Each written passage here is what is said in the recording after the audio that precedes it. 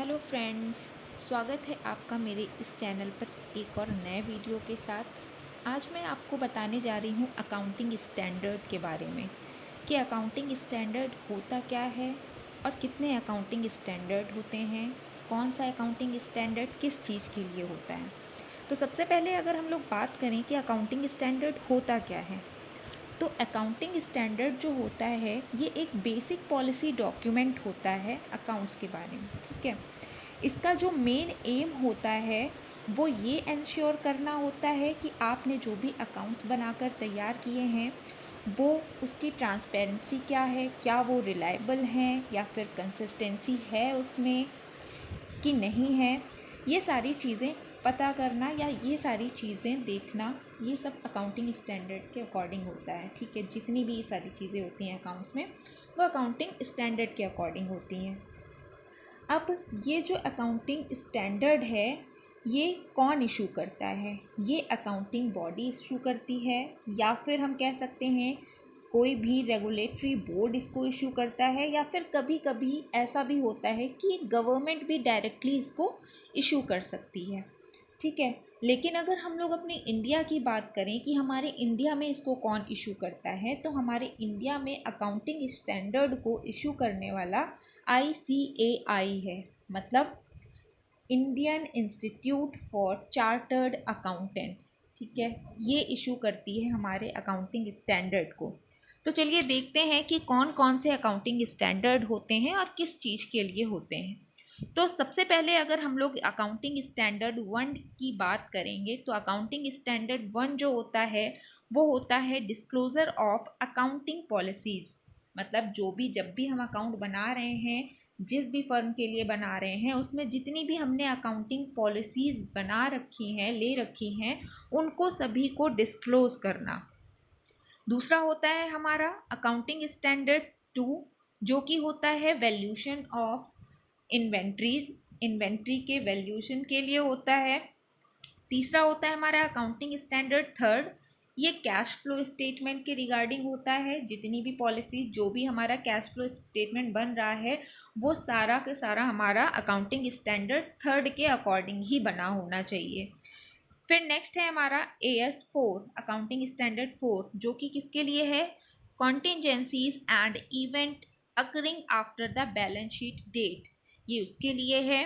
Next है हमारा AS5, AS5 किसके लिए है?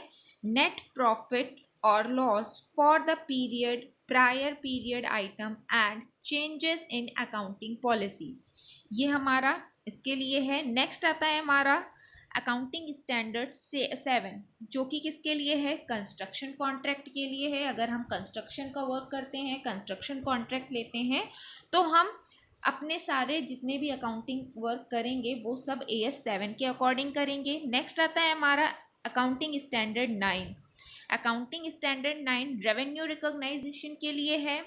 अकाउंटिंग स्टैंडर्ड 10 जो है वो property plant and equipment and depreciation के लिए है। आप लोगों ने यहाँ पर देखा होगा कि अकाउंटिंग स्टैंडर्ड 6 जो है वो मिसिंग है। तो अकाउंटिंग स्टैंडर्ड 6 जो था वो पहले डेप्रिसिएशन के लिए हुआ करता था, लेकिन अब इसको किस में मर्ज कर दिया गया है? अकाउंटिंग स्टैंडर्ड 10 में मर्ज कर दिया गया है। इसलिए अकाउंटिंग स्टैंडर्ड 10 जो है वो आपका पूरा हो गया है property plant and equipment and depreciation. फिर नेक्स्ट आता है हमारा accounting standard 11, the effects of changes in foreign exchange rate.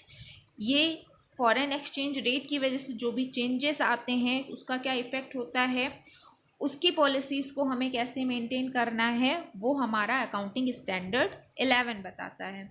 अब बात करते हैं हम लोग अकाउंटिंग स्टैंडर्ड 12 की। अकाउंटिंग स्टैंडर्ड 12 हमें बताता है किस तरह से हम लोग गवर्नमेंट ग्रांट्स, जो भी हमें गवर्नमेंट से ग्रांट मिलते हैं उसकी पॉलिसीज़, उसकी अकाउंटिंग हम कैसे करें।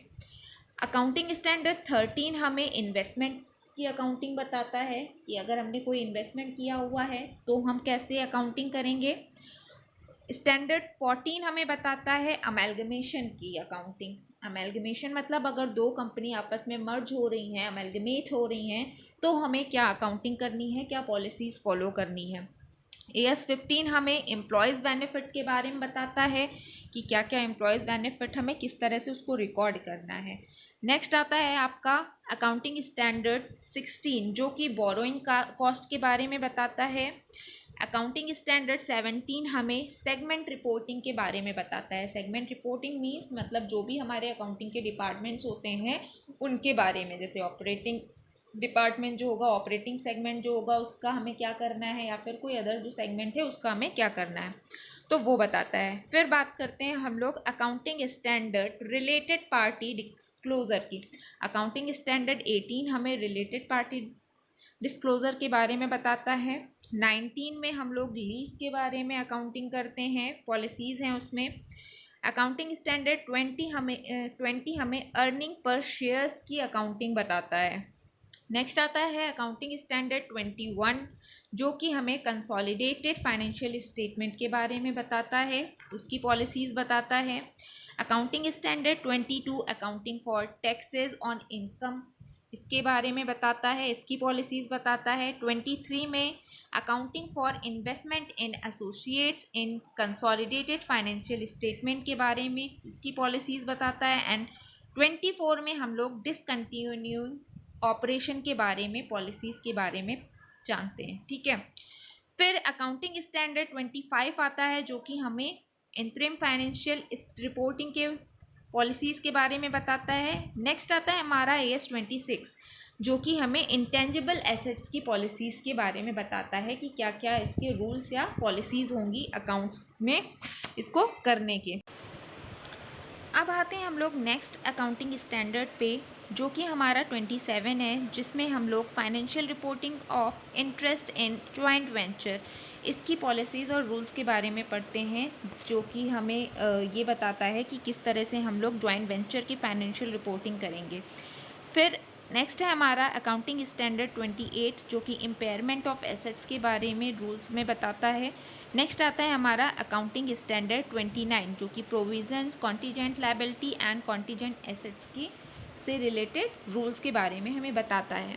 ये जो अकाउंटिंग स्टैंडर्ड हैं इनके जो नंबर्स हैं और विद उसके नेम आपको पता होने चाहिए, क्योंकि आपके जो भी 12th के बोर्ड के एग्ज़ाम होंगे या होते हैं, या फिर हम कभी भी आगे किसी भी कॉम्पिटिटिव एग्ज़ाम में जाते हैं, कॉमर्स से रिलेटेड अगर कोई हम कॉम्पिटिटिव एग्ज़ाम देते हैं तो ये अकाउंटिंग स्टैंडर्ड्स आपसे पूछे जा सकते हैं। तो इसलिए आपको ये जो अकाउंटिंग स्टैंडर्ड हैं इनके बारे में पता होना चाहिए। तो ये था आज का हमारा video. Thank you for watching. Please like and subscribe. Thank you.